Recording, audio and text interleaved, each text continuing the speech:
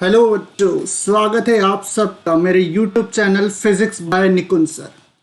आज के वीडियो में हम देखने वाले एग्जाम में हमें कौन कौन सी बातों का ध्यान रखना है, हम हमारा पेपर कैसे बहुत अच्छे से लिखे, इतना अट्रैक्टिव तरीके से लिखे कि एग्जामिनर उसको देख के क्या हो जाए, खुश हो जाए, वाह बेटा क्या पेपर लिखा है तुमने। और उस तरीके से हम कैसे एग्जामिनर से ज्यादा मार्क्स ला सकते हैं, उसकी हम टिप्स देखने वाले। तो आज का शुरुआत करते हैं एक इंपॉर्टेंट कोड से। कई जीत बाकी है, कई हार बाकी है, अभी तो जिंदगी का सार बाकी है, यहां से चले नई मंजिल के लिए, ये तो कुछ पन्नों का पेपर है, अभी तो पूरी किताब बाकी है। तो देखते हैं बच्चों आज के सेशन को कि यहां से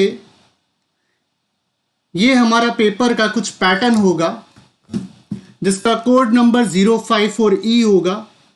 और इसके पार्ट ए में कुछ इस तरीके से चीजें रहेगी जिसमें आप देख सकते हो कि यहां पे कुछ चीजें लिखी हुई है कि हमें सिंपल कैलकुलेटर प्रोवाइडेड है, लॉग टेबल हम ले जा सकते हैं और लॉग टेबल के अंदर कुछ वैल्यूज होगी। जैसे आप लोग बोलते हो कि सर हमें ये वैल्यूज मिलेगी या नहीं मिलेगी, तो लॉग टेबल का फ्रंट पेज और लास्ट पेज जो तुम देखते हो उस पेज पे काफी सारी वैल्यूज लिखी हुई होती है, तो उन वैल्यूज को तुम अपने कैलकुलेशंस में क्या कर सकते हो, प्रेफर कर सकते हो। ठीक है, तो उसके लिए तुम्हें घबराना नहीं है। नेक्स्ट थिंग, सो ये कुछ तुम्हारा एमसीक्यू का पैटर्न रहेगा और पेपर का जो लेवल होता है फिजिक्स का वो एवरेज होता है। कुछ क्वेश्चन तुम्हें ऐसे लगते हैं कि तुम उसमें अटक रहे हो, तो तुम्हें उन क्वेश्चन में ज्यादा से ज्यादा टाइम वेस्ट नहीं करना है, क्योंकि हमें 50 क्वेश्चंस के लिए 60 मिनट्स मिलेगी। इसका मतलब एक क्वेश्चन के लिए हमें सिंपली 72 सेकंड्स मिल रहे हैं और वो हमारी क्या है, हार्ट बीट। तो हमें बहुत ही संभल के चलना है अपने क्वेश्चंस के लिए। तो हमारा जो सेक्शन बी होगा, पार्ट बी, उसमें तुम्हें इस तरीके से क्वेश्चन रहेंगे 1 to 27 तक। और देखो यहाँ पे 2 मार्क्स के क्वेश्चन आ रहे हैं और इन 2 मार्क्स वाले क्वेश्चन को सॉल्व करने का टाइम तुम्हारे पास ओनली 30 मिनट्स होना चाहिए। विद इन 30 मिनट्स तुम्हें ये क्वेश्चन पेपर अटेम्प्ट करना है। इसका पार्ट बी का ये सेक्शन एक एनी हाउ हो जाना चाहिए। देखो 2 मार्क का क्वेश्चन अगर रहता है तो 2 मार्क के क्वेश्चन में तुम्हें ऐसा नहीं कि पूरा का पूरा पेज लिखना, नहीं, कम से कम 6 से 7 लाइन के अंदर तुम्हारा आंसर आ जाना चाहिए। नहीं तो तुम टाइम को जितना ज्यादा वेस्ट करोगे उतना ही तुम्हारा लोड पीछे के क्वेश्चंस के लिए बढ़ता जाएगा। नेक्स्ट, और ये रहा तुम्हारा सेक्शन बी सॉरी। तो सेक्शन बी में हमें 3 मार्कर क्वेश्चन रहेंगे जो 18 मार्क्स के रहेंगे।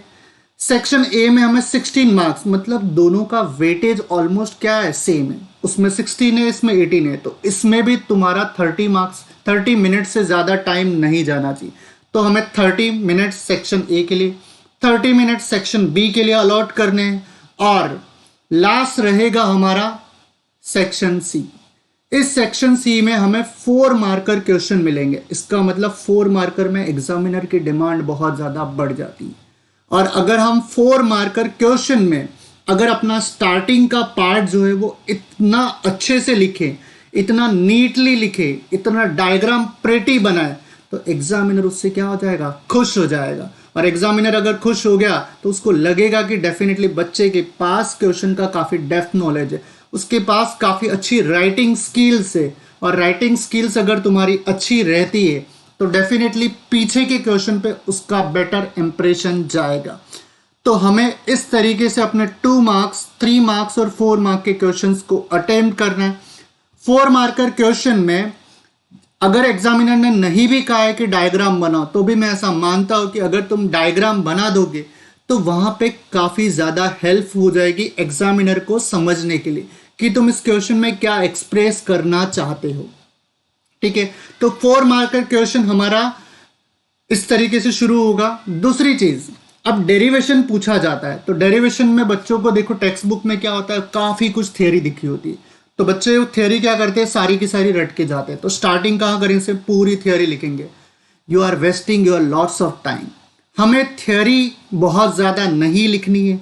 डेरिवेशन अगर शुरू होता है तो हमें डेरिवेशन में कंसिडर के पार्ट से शुरू करना है। हमारे डायग्राम में, हमारे डेरिवेशन में जितनी अननोन चीज़ें आने वाली है, जो डेरिवेशन में हम चीज़ें यूज़ करने वाले हैं, उन सबको हमें अच्छे से बता देना है। कि जैसे रिफ्रैक्टिव इंडेक्स आ रहा है तो रिफ्रैक्टिव इंडेक्स एन और म्यू बता सकते हो। एंगल ऑफ इंसिडेंस है तो आई बता सकते हो। जैसे इलेक्ट्रिक फील्ड के लिए ई डिनोट कर रहे हो, capital radius of the sphere के लिए कैपिटल आर। तो ये चीज़ें अपने कंसिडर वाले पार्ट में आनी चाहिए, बस हमें इस चीज़ का ध्यान रखना है। और बच्चों, इसके साथ हेल्पफुल होने के लिए मैंने एक और चीज़ की है तुम्हारे लिए।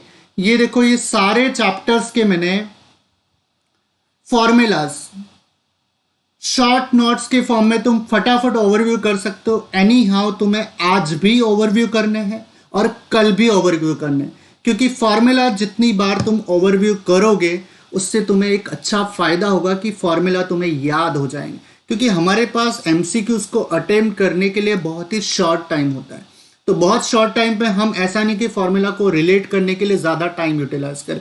हम उनको क्या करेंगे, इंस्टेंटली याद रखेंगे, हाँ ये क्वेश्चन आया, इसका ये फॉर्मूला है, ठीक है। तो इस तरीके से हमें क्वेश्चन पेपर को अटेम्प्ट करना है। आई होप तुम्हें ये वीडियो पसंद आएगा।